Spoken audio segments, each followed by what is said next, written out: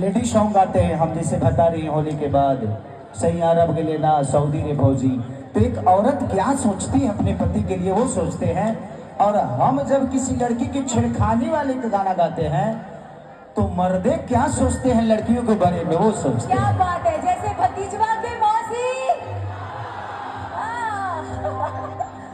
और एक और क्वेश्चन है सर, ये एक तो प्यार है, आपका काम है, दुलार है कि बॉलीवुड फिल्म इंडस्ट्री भी सोचती है कि आप उनके साथ जुड़ेंगे तो गाने और सुपर हिट हो जाएंगे, और इस तरीके से नेशनल इंटरनेशनल आपने पहचान बनाई है, लोग आपको प्यार देते हैं।